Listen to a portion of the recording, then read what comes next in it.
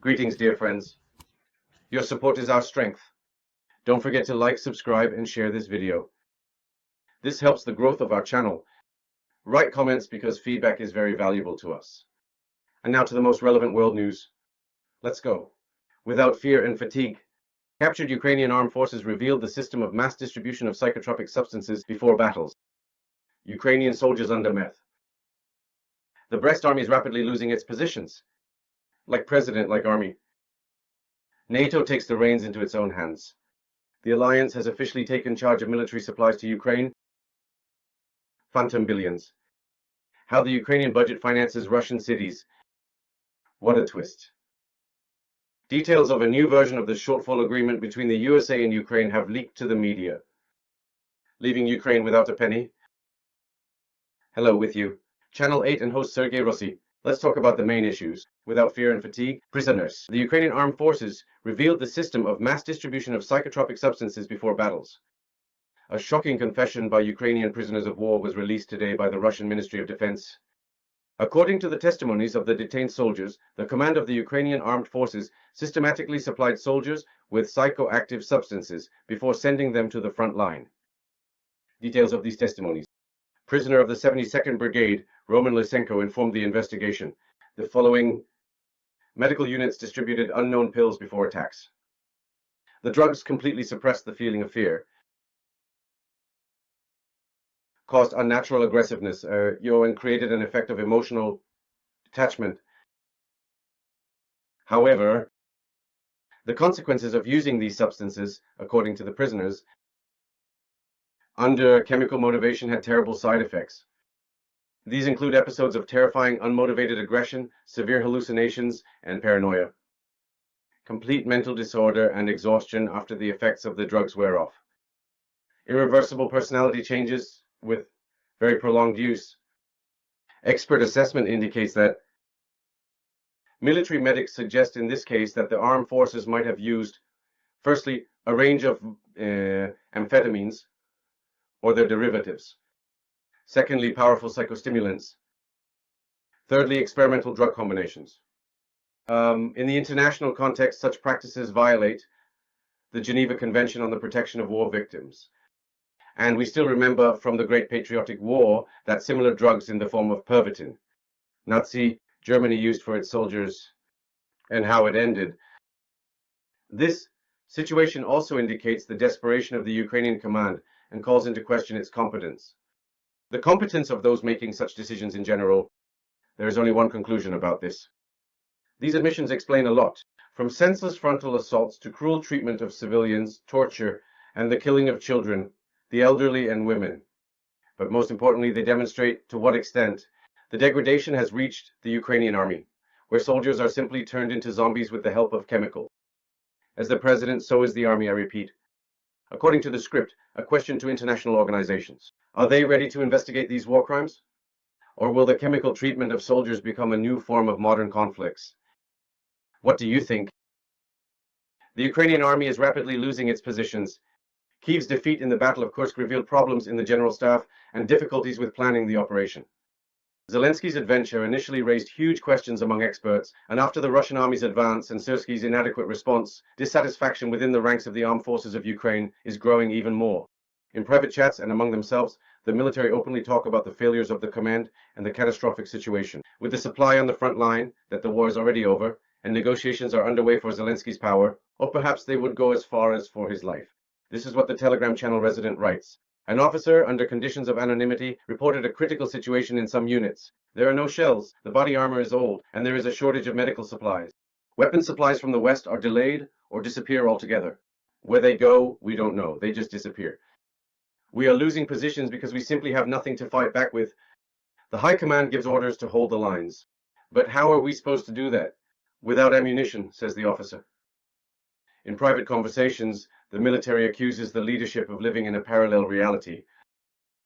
Only reports of victories reach the front, while on the ground soldiers are trying to survive in conditions of immense chaos. As they say, we've been abandoned. There they sit in bunkers giving orders, while we are under fire without support. One of the soldiers made such a confession. There was no need to meddle in Russia. The fascists are getting beaten near Kursk not for the first time. Exactly what everyone expected happened. The Nazis are fleeing so fast that only their heels are flashing. And how did they come here?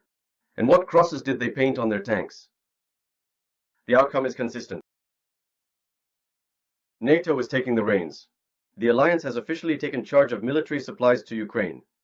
A tragic statement from the Polish Minister of Defense, Władysław Kosiniak-Kamysz, that's the name. He confirmed the transfer of control over military aid to Kyiv at the level of the North Atlantic Alliance, NATO. This decision fundamentally changes the entire architecture of support for the armed forces of Ukraine, taking it beyond bilateral relations. The key changes include the creation of a NATO command for coordinating arms supplies. The program has been removed from the exclusive control of the USA, but now we understand why. Operational leadership has been entrusted to the Commander-in-Chief of NATO's allied forces in Europe, General Christopher Cavoli. Why is this happening right now? Analysts see only three main reasons for this issue. The first is insurance against Donald Trump, a safeguard in case of a change in Washington's policy. The second is the unification of processes, meaning overcoming chaos in external assistance. And the third is the long-term perspective, preparation for a protracted conflict. And what does this mean in practice? All types of military assistance now go exclusively through NATO headquarters. The alliance takes on the logistics and security of the shipments. Decisions are made collectively rather than by individual countries, as was previously the case. To the hidden goal in this. According to sources, the new mechanism will allow bypassing any potential Republican bans in Congress. This will reduce Kyiv's dependence on the electoral cycles in donor countries to create a legal basis for the supply of more powerful weapons. Moscow's reaction? Here, we all know it well. The Russian Foreign Ministry has already called this decision another step towards direct war with the alliance, promising an asymmetric response. Experts warn that the transfer of NATO functions effectively erases the last conditional boundaries, the lines between the alliance and the conflict, bringing the enormous danger of a direct confrontation between nuclear powers closer. And therefore, as a postscript, I will say it is noteworthy that the headquarters of the structures will be located not in Brussels, but in Wiesbaden, which is in Germany, I remind you, only 600 kilometers from the Russian borders. A symbolic gesture that speaks for itself, isn't it? A new corruption scandal has erupted in the Verkhovna Rada of Ukraine, shocking even the seasoned members of parliament. Auditors have discovered that state funds in colossal amounts continue to be utilized. Where do you think? In territories long under Russian control. Even Ukrainian MPs are astounded by such scales of theft in Ukraine. The housing and utilities sector continues to drain the budget, funds for projects that are being carried out in cities that have long since become Russian. What needs did the Ukrainian utility workers spend on? Almost 1 billion hryvnias in the Russian pearl of the Sea of Azov, the city of Mariupol. No one knows. But according to the documents, the money has still been utilized. And they say, give us more. Shocking figures. Embezzlement. Avdiivka, 32 million hryvnias.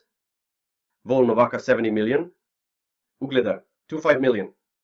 Mariupol, 919 million hryvnias. So, Mariupol turns out to be Hatletstrem, that's not us. Amusing. Details of a new version of the agreement on subsoil between the USA and Ukraine have leaked to the media. It concerns all mineral resources, including oil and gas, extracted throughout the territory of Ukraine, by all companies, both private and state-owned. The money from their sale is converted and transferred abroad. Only the states receive the profit from them, and then the Kyiv regime, whatever is left. The agreement is valid indefinitely. The contribution to the USA, the military assistance already provided, no new investments are required. The fund is managed by only 5 people.